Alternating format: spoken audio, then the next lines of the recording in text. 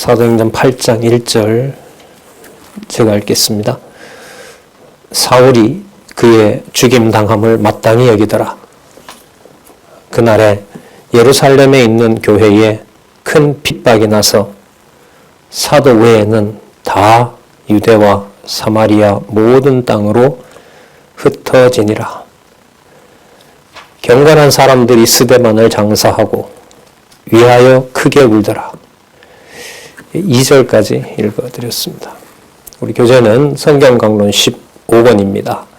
7924페이지, 7924 페이지입니다.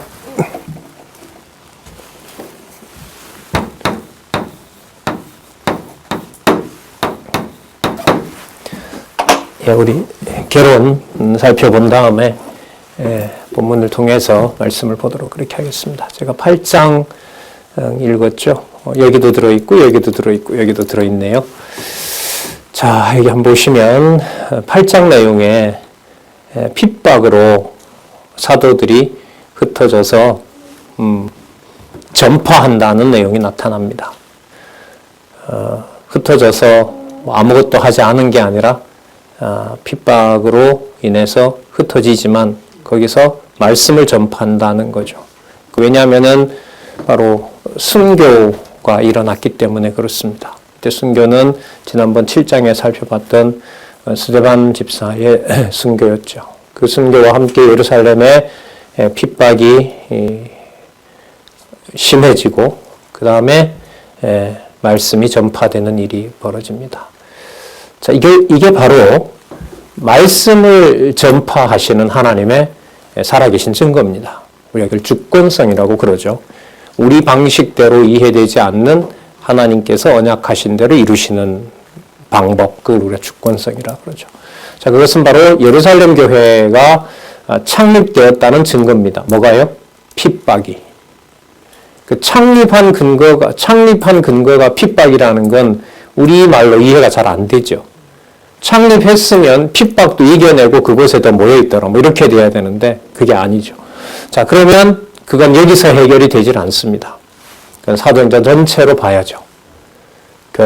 사도행전 전체가 교회 설립을 통해서 부활 승천하신 바로 그 나사렛 예수가 그리스도라는 사실을 성령께서 성취하는 증거가 바로 교회 설립이기 때문에 그렇습니다.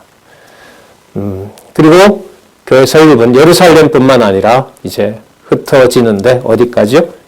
이방 지역까지 흩어지는 겁니다. 이것은 사도행전 1장 8절에 예수께서 승천하시기 전에 약속하셨던 거죠. 예루살렘과 온 유대와 사마리아와 땅 끝까지 복음의 증인이 되리라고 하셨던 약속에 근거합니다. 그래서 이방 지역의 교회 설립을 위해서 바로 말씀이 전파되는 일이 벌어집니다. 자, 이게 여기 바뀌어야 될 겁니다. 아마 말씀 전파를 통한 교회 설립, 이게 주제이기 때문에 이건 저자의 수정입니다. 제가 이렇게 바꿔놓으시면 될 것 같아요. 말씀 전파를 통한 교회 설립 이렇게. 그래서 사도들이 이제 어디로 가요? 이때 사도들은 대부분 예루살렘 유대인들입니다. 유대인들인데 어디로 간다는 거죠? 이방 지역으로 간다는 거죠. 자, 그 이방 지역의 사도로 하나님이 조금 전에 우리가 읽었지만 스데반의 죽음을 당연하다고 여기는 사울을 이방인의 사도로 부릅니다. 소명하는 거죠. 그리고 베드로가 이방에 초대되어서 이방도 하나님의 말씀을 들었다는 증거를 하게 하십니다. 그게 바로 사도행전 1장 8절에 약속했던 말씀이 이루어지는 겁니다. 하나만 우리 큰 구약 근거를 하나 확인하고 넘어가겠습니다. 이렇게 핍박 한번 볼게요. 순교 핍박 마찬가지인데, 자, 핍박이라고 하는 것이 무엇의 이유가 되냐면 말씀을 전파하는 이유가 되는 겁니다. 자, 아까 구약의 근거 다 우리가 들 수는 없고 선지서 근거를 들도록 하겠습니다. 선지서가 패망과 회복으로 되어 있다 그랬죠. 그러니까 패망하는 것 같지만 그게 무엇이냐면 회복하는 증거가 된다는 겁니다. 때리시는 건데 그게 싸매심의 일이 시작되는 겁니다. 그래서 선지서의 중요한 특징이 뭐냐면 이사야, 예레미야, 에스겔, 다니엘, 그 다음에 호세아부터 말라기까지의 소선지자, 소선지서를 포함해서 선지서의 특징이 패망과 회복의 내용이 후반부로 갈수록 어떻게 됐다? 분리할 수가 없다는 거죠. 분리할 수가 없다는 겁니다. 그러니까 때리시는 것이 싸매시는 것하고 붙어 있어요. 자, 왜 그런 말씀 드리느냐? 핍박이라는 것이 말씀 전파를 방해하는 것처럼 보이지만 그게 말씀을 뭐하는? 전파하게 하시는 하나님의 능력이라는 겁니다. 하나님의 살아계신 증거가 된다는 거죠. 예레미야 예가에서 우리가 많이 놀랐잖아요. 뽑아버리는 줄 알았는데 그게 심는 일이라는 겁니다. 그게 바로 예레미야 애가 내용이었죠. 예레미야 애가 내용은 그야말로 너무나 슬퍼서 예루살렘이 망하고 예루살렘 성전도 불에 타고 칼과 기근과 연병으로 20년 동안 유대 민족이 그냥 잡멸되는 그 상황인데 예레미야 애가 내용은 심으심으로 하늘 보좌에 계신 여호와의 이름이 드러나는 내용이 바로 예레미야 애가입니다. 그거는 도저히 상상할 수가 없습니다. 이 성경 개론의 구조를 우리가 보고 있지만은 이 구조는 하나님께서 쓰신 말씀이기 때문에 하나님께서 깨닫게 하셔야 된다는 생각이 보면 볼수록 듭니다. 에스겔 흩었다 흩고 모으심이잖아요. 자, 핍박당하는 걸로 시작하지만 그게 이방에 있는 백성들에게도 복음이 전해지는 하나님의 계획이었던 거죠. 예루살렘 땅에서 지금 그 포르투갈 스페인까지 흩어놔 버려요. 그 흩어진 곳에서 유대인들이 여호와를 전하는 일이 벌어지고 70년 후가 되면 그들과 함께 예루살렘으로 온다는 거예요. 이방인들이 가지고 있던 더러운 물건도 예루살렘에 와서 하나님을 섬기는 여호와를 섬기는 여호와께 제사하는 용도가 된다는 것이 바로 그 이사야, 예레미야, 에스겔로 이어지는 내용 아닙니까? 다니엘 멸하고 세우심 아닙니까? 멸하는 것처럼 보여도 그게 뭐라는 거죠? 세우심의 증거가 된다는 겁니다. 소선지서 패망과 회복, 북왕조 패망 시대에 남왕조 패망 시대에 전 제사가 회복될 때 말라기 모든 성전의 모든 일정을 중단하고 문을 닫으라 그러시고 내가 원하는 언약의 사자를 보내서 말라기 1장에 나오죠. 이방에서도 내 이름이 크게 할 것이다. 자, 크게 할 것이다. 흩어져서 무엇을 전한다? 말씀을 전한다는 것하고 관계되죠. 그래서 8장은 선지서 이사야부터 말라기가 전체 뭐가 된다? 근거가 된다. 이게 여러분 성경 신학에서 보여주는 1.1획도 떨어지지 않게 하시겠다는 그 예수 그리스도의 언약의 말씀이 증거되는 거라고 보면 됩니다. 이게 이렇게 다 물려 있어요. 그래서 어느 한 부분을 부각할 수 없는 것이 바로 성경의 구조라는 것을 다시 말씀을 드리고 우리 핍박을 흩어져 전파하는 내용들을 살펴보도록 그렇게 하겠습니다. 아까 읽었던 8장 1절에 보시면은 사울이 그의 죽임당함을 마땅히 여기더라 이렇게 나오죠. 스데반의 죽음을 당연하다고 여기는 겁니다. 사도 바울은 죽어 마땅한 자라는 의미에서 율법을 어겼기 때문에 또 유대인들을 정죄했기 때문에 또 해석을 예수 그리스도 중심으로 했기 때문에 저렇게 성경을 하나님의 말씀을 그릇되게 말하는 바로 스데반은 죽어 마땅한 인물이다라고 생각을 한 거죠. 그러니까 교회를 주 예수 그리스도의 교회를 2절에 보면 나오죠. 교회를 잔멸할세. 잔멸한다는 게 여러분 뭐냐면 바로 예레미야 애가에 나타난 주제와 예레미야에 나타난 주제라고 할 수 있습니다. 예레미야와 예레미야 애가에 거기 보면 뭐하고 뭐 하심이냐면 멸하고 세우심이잖아요. 그 멸한다는 게 바로 뭐냐면 이게 잔멸입니다. 어떻게 잔멸당하도록 하죠? 예루살렘 성과 예루살렘 성전이 605년부터 586년까지 20여 년 동안 잔멸당하도록 한 역사가 선지서에 있는 겁니다. 다른 부분도 물론 얼마든지 가능하고요. 타락 사건부터 노아 시대, 다음에 아브라함의 그 연합군과의 승리, 야곱 뭐 다 많습니다. 이런 증거는. 자, 그걸 말씀드리는 이유는 구약 전체의 근거를 가지고 신약을 봐야 된다. 자, 그런 관점에서 말씀을 드리는 거고요. 사울이 그의 죽임 당함을 마땅히 여기더라. 자, 우리는 여기서 사울이 마땅히 여기는 것하고요. 이런 말씀을 기록한 이 성경의 기록 원저자 하나님의 이 관점에서 우리가 이 성경을 좀 더 깊이 살펴본다면은 스데반의 죽음은 그리스도의 죽음과 연관지으면 진짜 그의 죽음은 그 2절에 나타난 경건한 사람들 지체들이겠죠. 그 지체들이 볼 때는 진짜 그 통곡할 일이지만 그리스도의 사역 혹은 여러분 히브리서에까지 가면 히브리서 11장 혹은 12장에 가서 보면 그리스도가 영문 밖으로 내쳐졌고 거기서 골고다에서 죽으시잖아요. 그게 바로 멜기세덱의 반차를 따르는 제사장이 마땅히 받아야 될 그 제물로서의 그 가치가 있거든요. 그래서 이거는 사도 바울 눈에 이렇게 보이는 마땅함과 예수 그리스도의 죽음을 통해서 장차 사도들도 핍박을 받을 것이라는 자, 그 사도행전 앞에 있었던 요한복음에 있는 약속이 뭐 한 겁니까? 이루어진 겁니다. 그래서 연속성을 가지는 겁니다. 이게. 자, 그리고 1절에 예루살렘에 있는 교회가 큰 핍박이 나고요. 사도들 외에는 자, 이게 볼까요? 유대와 사마리아 모든 땅으로 흩어지니라. 1장 8절에 있는 약속이 이런 방식으로 성취됩니다. 예루살렘과 어떻게 되죠? 온 유대와 사마리아 그대로 나오죠? 1절에 다 나오잖아요. 예루살렘 용어 나오죠?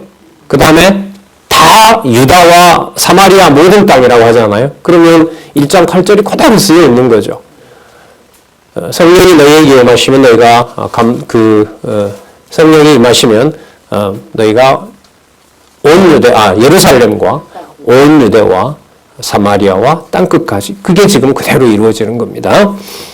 자, 방식이 바로 이렇게 순교와 핍박을 통해서 일어난다는 겁니다. 울 수밖에 없죠. 2절에 보시면 크게 울더라. 이 비참한 울음 속에 엄격한 하나님의 약속이 성취된다는 것을 성령께서 깨닫게 해주시겠죠. 2000년 전 교회 역사부터 지금까지도 바로 이 역사는 계속되고 있다고 생각을 합니다. 자, 사울이 교회를 전멸할세. 그 사울이 어떤 자냐면 교회를 파괴하는 자입니다. 어떻게 파괴하나 볼까요? 각 집에 들어가 남녀를 끌어다가 옥에 넘깁니다. 샅샅이 뒤집니다. 그리고 그 사내들인 공회에다 넘기죠. 사내들인 공회는 예수님께서 재판받던 재판정이죠. 사람 목숨을 죽일 수 있는 바로 재판장입니다.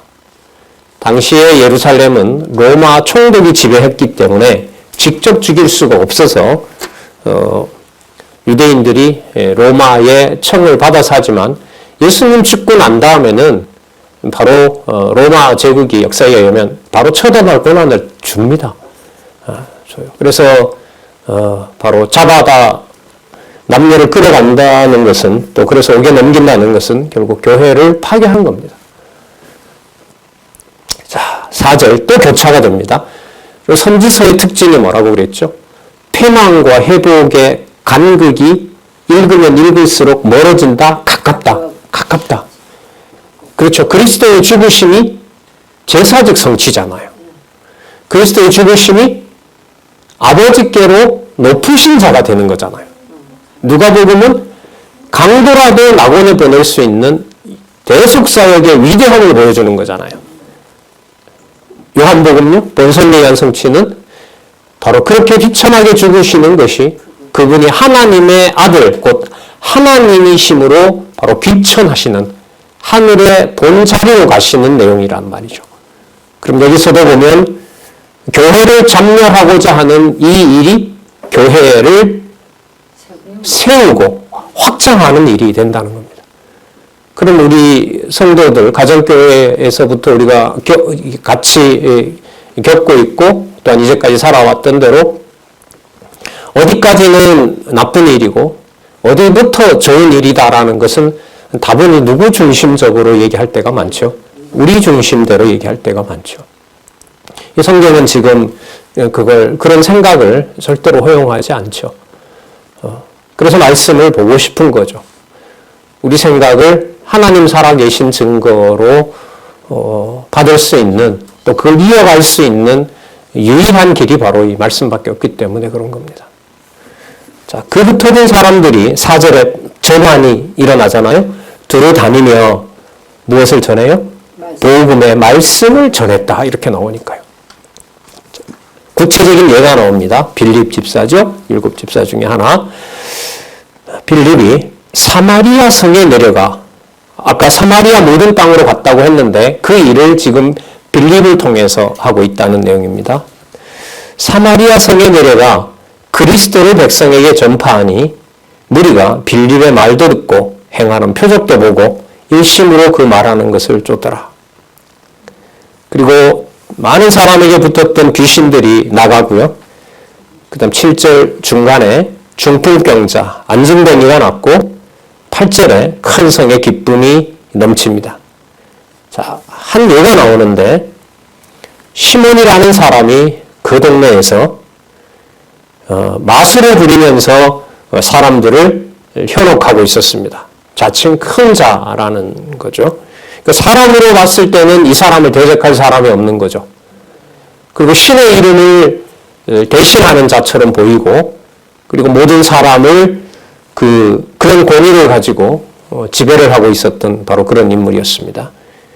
자, 말씀의 권위가 어떻게 이 자를 굴복시키고 또 순수한 말씀이 전해지도록 하시는지 그 다음 내용을 좀 더 보면은요. 10절에 보면 낮은 사람부터 높은 사람까지 다 청종하여 가로되 이 사람은 크다 일컫는 하나님의 능력이라 하더라. 그러니까 하나님의 이름을 대신하는 자로 이제 사마리아에 이런 인물이 있었던 거죠. 11절 오래동안 그 마술에 놀랐으므로 저희가 청종하더니, 자 이제 빌립이, 사도 빌립이, 성령이 함께하는 빌립이 하나님 나라와 및 예수 그리스도의 이름에 관하여 전도함을 저희가 믿고 남녀가 다 세례를 받습니다. 그리고 13절에 시몬도 세례를 받은 후 전심으로 빌립을 따라다니며, 자 좋아 보이는 상황이죠.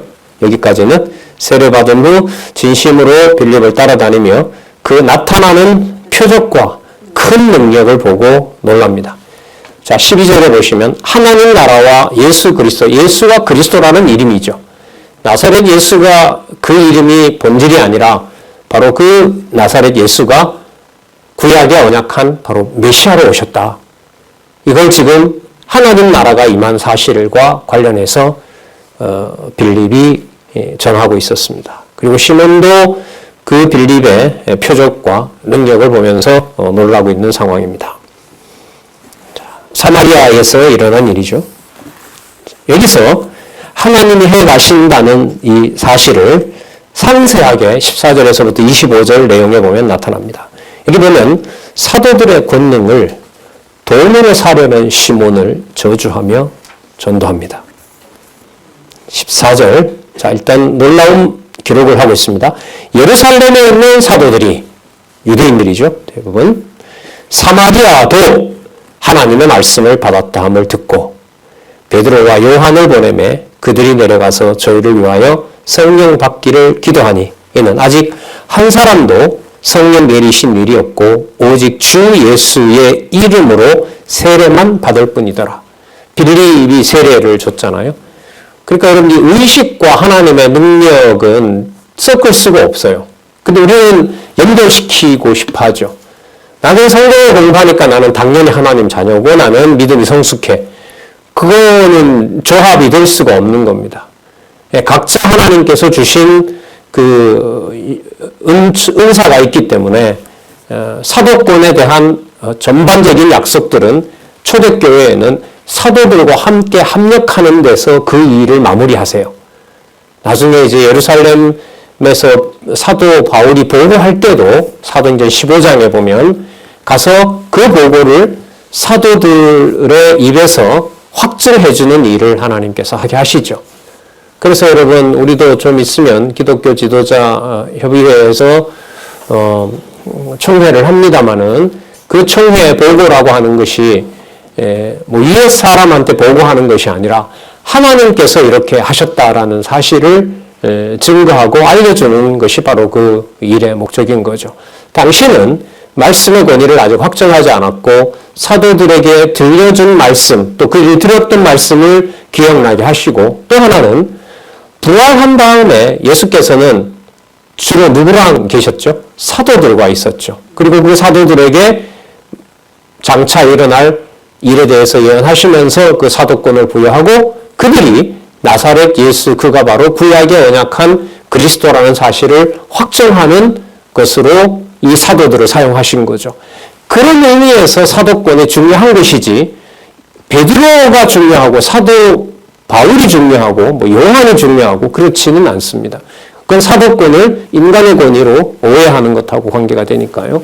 자, 여러분 여기 보시면 베드로가 이방에 초대되고 베드로가 이방에 전도한다는 것은 사도들, 예수 그리스도와 함께 있었던 사도들이 바로 예수께서 약속하신 대로 지금 되고 있는 일입니다라는 것을 확인해 주는 거죠. 지금은요, 성경을 대면 되는 거죠. 이 말의 근거는 성경에 이렇게 나와 있습니다. 자, 근데 누구든 다 성경을 근거로 쓸 수가 있습니다. 그러나 성경신학에서는 그 어떤 구절을 사용할 때 그 내용이 전체 여호와 계시와 어떻게 관계가 있는지를 책임을 지도록 하는 성경의 어떤 독서, 성경을 읽어나가는 규정이 있는 거죠, 사실. 우리가 만든 규정이 아니라 성경이 그렇게 기록되어 있기 때문에 그 순서대로 따라가는 것을 전제로 한 말씀의 인용이 있어야겠죠. 내 이야기를 사단도 자기 좋을 대로 성경 쓰지 않습니까? 그러니까 그 역시도 그래요. 바르게 성경을 인용하는지 안 하는지, 또 우리가 이른바 적용이라고 하죠. 읽었던 말씀이 나에게 바로 적용되는지 안 되는지는 바로 보혜사 성령께서 주관하신다는 거죠. 말씀을 가지고 자기 욕심대로 쓸 수도 있고요. 쓰게 할 수도 있고요. 이런 상황인데 말씀이 무슨 소용이 있냐라고 하는 말도 될 수도 있지만 진짜 이런 상황인데도 하나님 살아계신 것이 믿어진다는 놀라운 일도 벌어질 수 있는 겁니다. 그 모든 것을 성령께서 하신다는 것이고 그걸 이른바 초대교회, 예루살렘 교회가 창립될 당시에는 예수 그리스도로부터 배운 사도들이 그 말씀을 같이 확인해주는 그 일로 지금 이 일이 마무리가 되고 있습니다. 자, 베드로와 요한을 보내서 거기서 성령 내리신 일이 없기 때문에 17절에 두 사도가 저희에게 안수함에 성령을 받는지라. 여러분, 성령 받는 것은요, 구약에 기록한 말씀을 그대로 성취됐다는 것으로 깨닫는 것하고 관계가 됩니다. 나중에 이 집사 빌립이 그 감닥의 여왕의 그 내시에게 가르치잖아요. 그 마차에 올라서 바로 그때도 바로 이사야서 내용을 빌립이 깨닫게 해주는 것하고 관계가 되니까요. 지금 성령을 받았다라고 하는 것은 기록한 성경의 말씀을 그대로 받아들이고 그걸 하나님 살아계신 증거로 전할 수 있느냐, 또 그게 믿어지느냐, 이런 문제와 연관이 됩니다. 성경 없이는, 성경을 따라가지 않으면 모든 것은 불가능한 일이죠. 자, 18절, 시몬이 사도들의 안수함으로 성령 받는 것을 보고 도움을 드려 가로되 이 권능을 내게도 주어 누구든지 내가 안수하는 사람을 성령을 받게 하여 주소서. 그러니까 얼마 낼래 이거죠. 예. 뭐 돈 문제 여러분들이 얘기 안 해도 알겠지만 예수님도 그런 약속을 하셨죠. 두 주인은 섬길 수 없는 것처럼 하나님과 재물은 겸하여 섬길 수 없다고 이미 약속을 하셨던 내용이 있죠. 그리고 하나님의 은사를 돈으로 거래하는 것은 이거는 분명한 심판입니다. 그래서 우리 교회 개혁 우리 원로의 저서에서도 분명히 밝히고 있고 또 우리도 그걸 성경적이라고 확신하고 있습니다.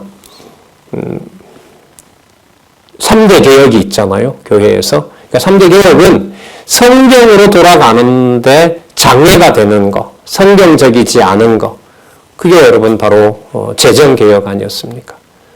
그게 바로 돈 문제와 관계가 있는 거죠. 누구에게든지 성도에게 준 재산에 대해서 얼마를 요구할 수 있는 것은 교회 문화에서 존재하지 않습니다. 그게 그 대원칙이죠. 그게 뭐하고 관계가 되냐면 매간 매직하고 관계가 되죠. 얼마를 내면 어떤 자리를 주겠다라고 하는 거죠. 그게 바로 행정개혁입니다. 이게 다 맞물려 있는 거예요. 그 매간 매직이 되면 재정도 부패하는 것이고 또 행정도 인사, 그러니까 인사죠. 사람을 쓰는 일고 그 자리가 부패하는 거고요. 그 다음에 그 자리에 있는 사람만 가르칠 수 있다. 뭐하고 관계되냐면 교육개혁하고 관계되죠. 이게 세 가지가 다 물려 있어요. 지금 여러분 보시는 것처럼 장안유광교회도 10여 년 전에 다 진행이 됐고 교회 개혁으로 마무리되어 있고 성령께서 그 일에 순수함을 더해 가시고 있다. 그런 사례를 많이 보여주고 있다고 생각을 합니다. 한국교회는 이게 다 물려 있죠. 아니, 세계교회가 다 물려 있죠. 돈과 그 다음에 매관 매직과 그 다음에 하나님의 말씀을 특정한 사람만 특정한 공간에서 가르칠 수 있다. 이게 바로 세 가지 모두가 다 연관되어 있는 거죠. 그 기도원에서 성령 받게 한다고 돈 받았잖아요. 시몬하고 똑같은 거 아니에요? 예. 그래서 참 민감하고 아주 중요한 부분이고 비성경적이고 그럼 적그리스도로 가는 바로 그 길목에 우리가 말하는 재정개혁 문제가 놓여 있습니다. 자, 이걸 드러내버립니다. 볼까요? 20절 베드로가 가로되 내가 하나님의 선물을 돈 주고 살 줄로 생각하였으니 내 은과 네가 망할지어다. 돈 장난질 하려는 너는 그 돈으로 망할지니라. 예수님이 그런 말씀도 하시죠? 하나님의 은사, 그것은 사도들이 가진 모든 권능은 거저 받았으니 그 권능을 돈 받고 팔지 말고 거저 주라고 하신 예수님의 약속이 지금 성령께서 오셔서 그대로 이루어 가신다고 보면 되죠. 하나님의 선물을 돈 주고 살 줄로 생각하였으니 내 은과 내가 함께 망할지어다. 특히 신학교육과 관련된 거액에 주로 이제 유럽 돌아가는 미국이죠. 유럽 같은 경우에는 인문학은 제가 알기로 아직도 등록금이 그렇게 많지 않습니다. 저도 한때 이제 독일에 유학을 하고 그때 철학을 전공하려고 한번 갔었습니다만은 지금 아마 등록금은 없을 겁니다. 그러나 미국은 우리나라 등록금의 한 3배, 많게는 4배 그렇게 요구를 하죠. 신학교에도 이른바 학위 장사를 하고 있는 겁니다. 성경과는 맞지 않습니다. 그런데 저희들이 지금 그 제도권 속에 아시는 것처럼 오이코스 대학과 연관해서 하나님이 한번 테스트하는 데다 올려놓은 게 아닌가. 이런 이제 이렇게 가르치고 일선에서 전달하는 저로서는 늘 긴장하고 지금 살펴보고 있습니다. 여러분도 성경적이 아니다라고 생각하시는 부분이 있으면 언제라도 말씀을 해 주셨으면 좋겠습니다. 21절 하나님 앞에서 내 마음이 바르지 못하니 이 돈은 내가 관계도 없고 분깃될 것도 없느니라. 돈 가지고 살려고 하나님의 은사에 접근하려면 그거는 하나님 자녀 아니라는 거죠. 22절 그러므로 너의 이 악함을 회개하고 주께 기도하라. 혹 마음에 품은 것을 하나님의 자녀면 사해 줄 수도 있다. 아니면 그것으로 재물과 재리에 미쳐서 하나님의 은사마저도 하나님의 선물마저도 액수로 정하려고 하는 거기에 대해서 너는 분깃이 없다? 하나님 자녀가 아니다. 그렇게 될 수도 있기 때문에 그러나 하나님 자녀라면 너가 회개할 수 있는 기회이고 또 하나님 자녀로 돌아올 수 있는 길이다. 그렇게 알려줍니다. 23절 내가 보니 너는 악독이 가득하며 불의에 매인 바 되었도다. 그래서 여러분 교회에서 하나님 말씀을 전하는 것과 관련된 일은 성경에 나오는 대로 말하면 악독이고 불의입니다. 맞죠? 네. 이걸 성령께서 드러내십니다.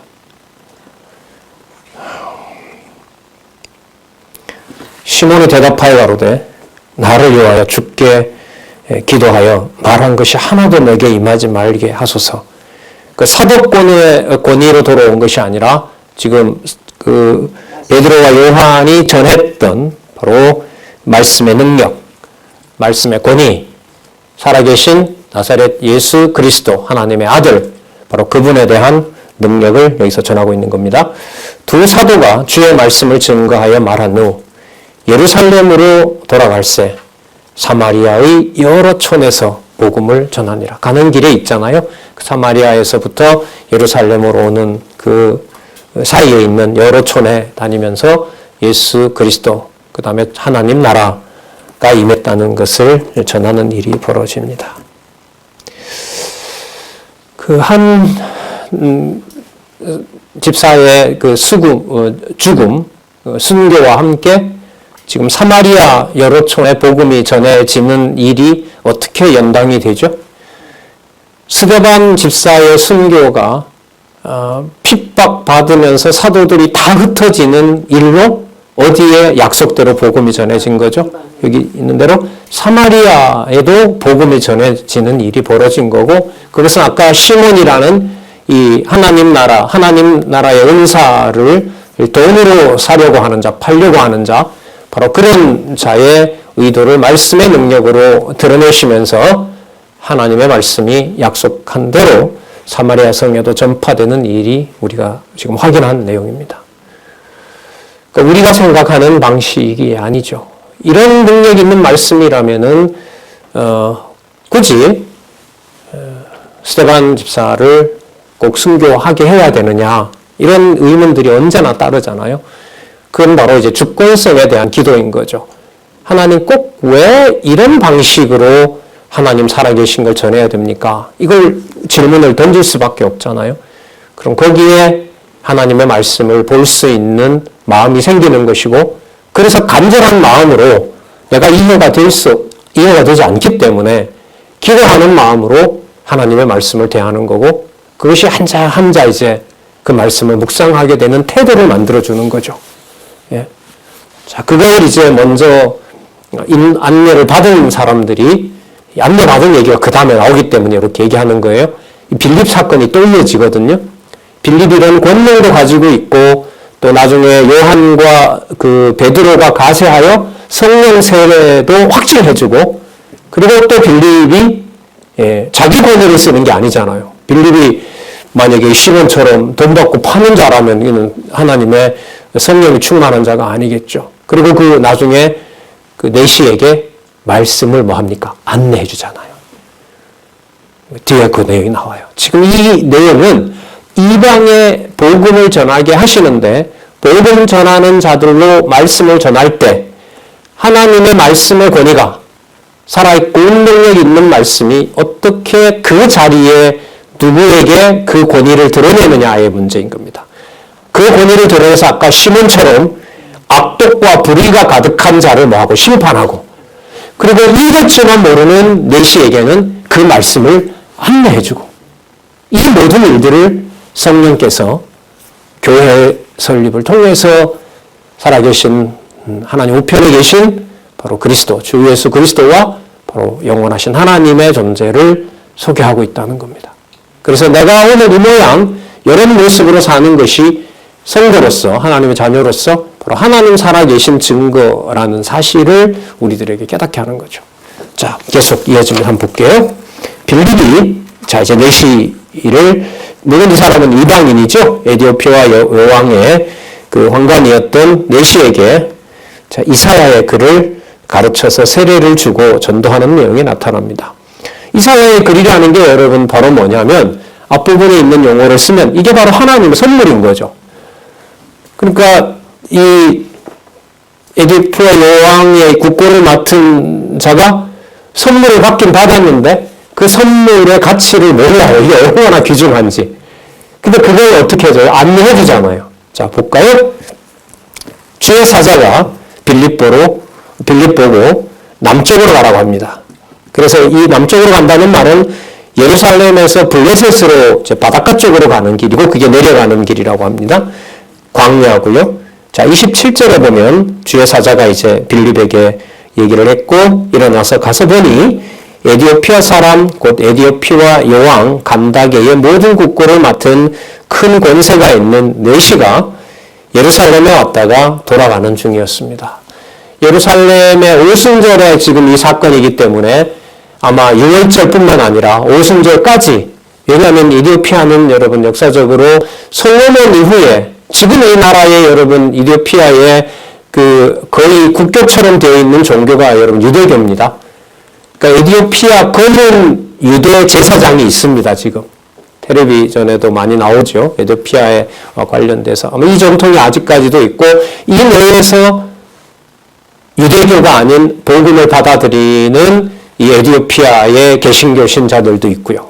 우리가 아직 여기까지는 영향을 미치지 못하지만 에디오피아가 과거에 어디 영어권인지 불어권인지 어디 지배를 받았는지 모르겠지만은 그 한 달이 건너면 바로 복음이 전해질 수 있는 바로 그런 통로가 있겠죠. 우리나라에는 유교 때 참전한 나라로 알려져 있고 어쨌든 이 에디오피아의 여왕의 신하에게 복음을 전하는 일이 나타납니다. 이사야의 글을 읽고 있었습니다.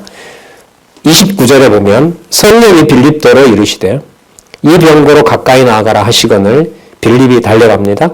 이사야의 글을 읽는 것을 듣고 말하되 너 아느냐 깨닫느냐 하는데 31절 보시기 바랍니다. 대답하되 여기 보세요. 지도하는 사람이 없으니 어찌 깨달을 수 있느냐. 지도한다는 게 여러분 바로 안내한다는 겁니다. 여러분 진리의 보혜사가 오시면 너희들을 진리 아래로 이끈다고 했죠. 그 이끈다는 말이 뭐냐면 바로 지도하는 거죠. 그러니까 성령께서 빌립으로 하여금 이사야에 기록된 말씀을 이해할 수 있도록 안내하는 겁니다. 아까 시몬처럼 불의와 악독이 가득하여 돈 주고 파는 게 아니라 돈 주고 팔게 하는 것이 아니라 성령께서 하시는 일은 안내하도록 도와주는 거죠.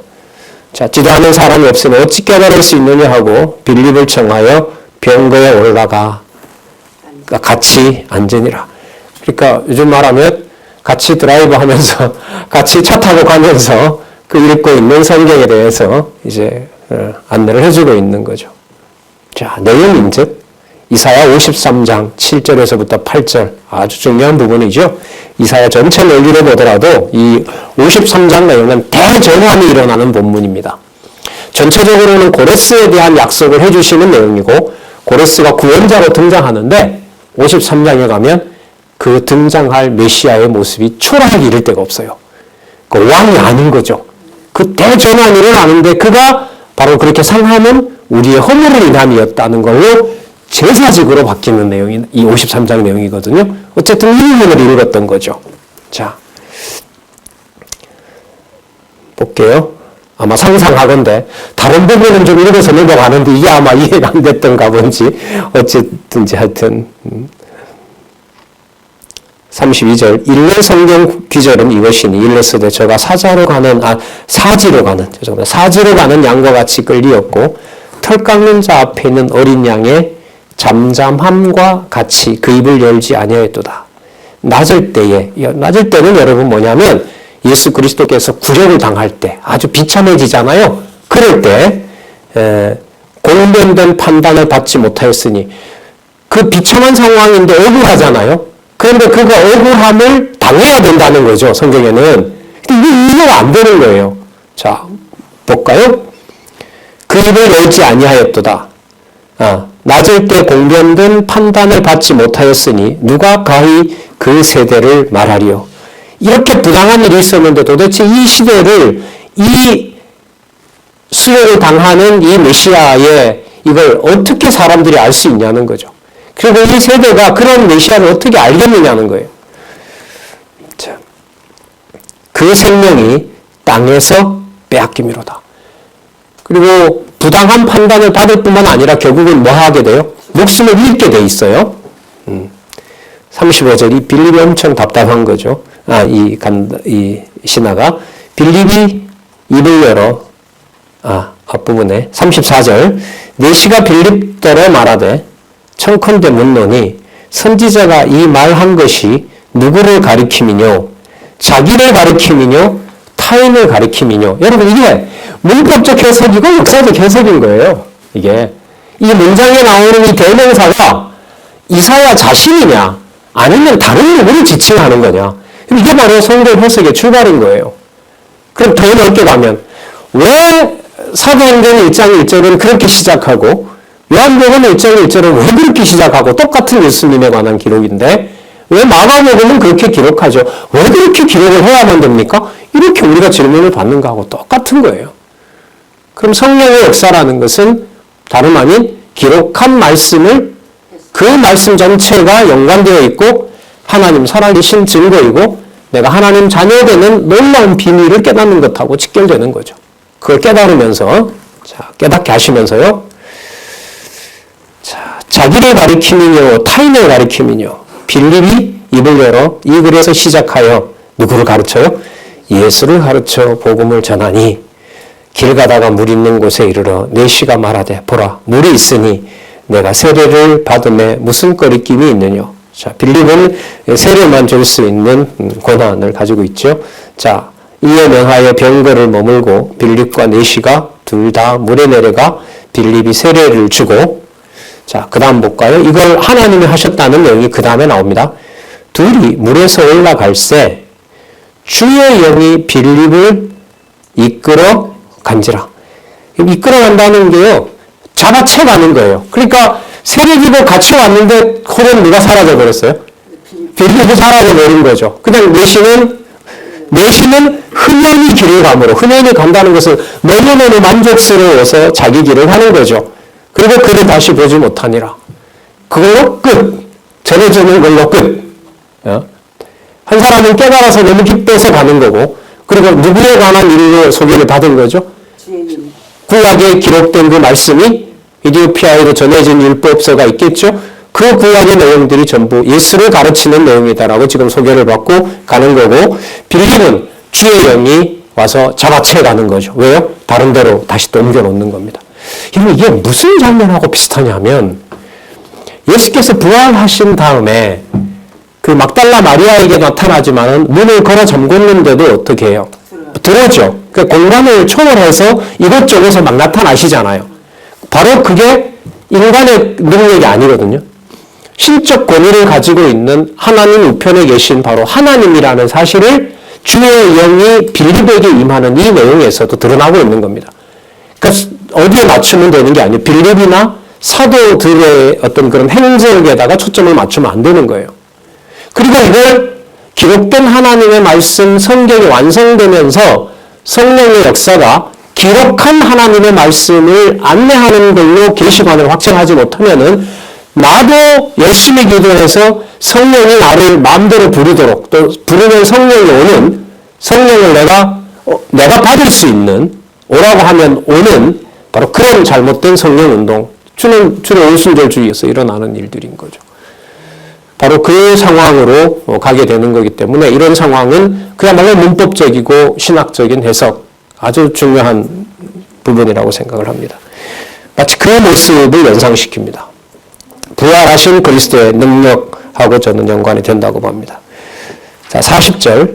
빌립은 아소도에 나타납니다. 그 먼 곳이 저기 유대 땅 서쪽 지역에 있는 곳이니까 예루살렘에서 가사로 내려가다가 만났고 확 잡아채서 가는 길이, 이 사람은 에디오피아가 남쪽에 있으니까 여기가 예루살렘에 있으면 이렇게 갈 것이고, 지금 빌립은 여기에서 더 왼쪽으로 간 거죠. 그리고 빌립은 블레셋 가사 지방의 해변에서부터 저 위에 스불론과 납달리 지역에 해당하는 두로와 시돈 쪽으로 바닷가를 지나게 하면서 거기서 복음을 전하죠. 그 사마리아와 온 유대와 사마리아와 사마리아 땅 전체까지 복음 전하는 일을 빌립으로 하여금 하게 하는 일이 바로 스데반의 동력자 스데반 집사의 순교로 이루어진 일을 통해 교회가 설립되는 내용을 저희들이 지금 확인하고 있는 겁니다. 자, 가이사라에 이르니라. 아소도에 나타나 여러 성을 지나다니며 복음을 전하고 가이사라에 이르니라. 자, 하나님의 능력으로 하나님의 교회가 선다는 내용을 우리가 확인했고요. 자, 그 다음에 자, 이방에도 하나님의 복음이 전해졌다는 것을, 사마리아에도 복음이 전한 것을 아까 요한과 누가 와서 증거했죠? 베드로가 와서 증거했잖아요. 그리고 성령 세례가 임하게 된 거죠. 어디에도요? 사마리아 땅에도. 그리고 아까 누구에게도? 이방인에게도. 아까 그 여왕 간다게의 내시가 바로 이방인 중에 이방인 아니에요. 그 이방에도 전하면서 이제 사마리아뿐만 아니라 어디까지? 땅끝까지 복음이 전해지는 일의 시작이 바로 스데반 집사의 이 사건으로 딱 시도가 되는 겁니다. 마무리가 되면서 동시에 시작이 됩니다. 그래서 9장에 누구를 불러요? 사울을 이방인의 사도로 부르는 내용이 9장에 이어집니다. 자, 그래서 여러분 7933페이지에 가시면 제2절, 자, 이방 지역 교회 설립. 여러분 세 번째 줄의 내용을 좀 교정하시기 바랍니다. 이 저자 수정이기도 합니다. 그 내용 가운데 9장 16절부터 15절은 교회 설립을 통해 말씀을 전파하면 이걸 바꾸시기 바랍니다. 말씀 전파함을 통해 교회 설립으로 증거하신 내용이다. 자, 그 밑에 줄에 그 단락 밑에서 네 번째 줄에도 곧 교회 설립을 통해 말씀을 전파하며를 바꾸시기 바랍니다. 곧 말씀 전파를 통해 교회 설립을 전파하며 이렇게 바꾸시면 됩니다. 자, 우리 이것만 확인하도록 하겠습니다. 오늘은 그 밑에 단락에 구약 근거 한번 보겠습니다. 어디가 나오죠? 시편 19편 4절. 그 소리가 온 땅에 통하고 그 말씀이 세계 끝까지 이르리라. 다윗과 주로 다윗의 시로 많은 분량이 차 있잖아요. 시편이 바로 이방의 복음 전해지는 것. 그 다음 서선지서 처음이죠. 호세아. 내 백성이 아니었던 자에게 향하여 이르기를 너는 내 백성이라 하더라. 그리고 마태복음에 예수님께서 베드로에게 그리스도의 몸된 교회를 세우고 음부의 권세가 침범할 수 없다. 너 무슨 일이 벌어져도 사람을 복음 전하는 자를 뭐하고? 죽이는 순교의 역사, 핍박의 역사가 일어나더라도 교회를 잠멸하는 역사는 절대로 승리할 수가 없다. 그 세 가지 내용을 지금 사도행전 9장에서부터 21장 17절까지 이방지역 교회 설립 내용의 근거로 삼고 있습니다. 자, 이 내용부터 우리 다음 시간에 살펴보도록 하겠습니다.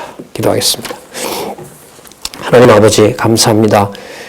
전하는 하나님의 말씀이 순수하고 깨끗하게 하시는 놀라운 역사를 하나님의 능력으로 우리는 다시 한번 확인했습니다. 전하는 일에 순수한 마음으로 최선을 다하도록 하나님 인도해 주시고 받은 바 주의 말씀을 다시 또 전하며 그 말씀의 순수성을 이어갈 수 있도록 하나님 놀라운 긍휼과 은혜로 보호하여 주시옵소서. 예수님의 이름으로 기도드렸습니다. 아멘.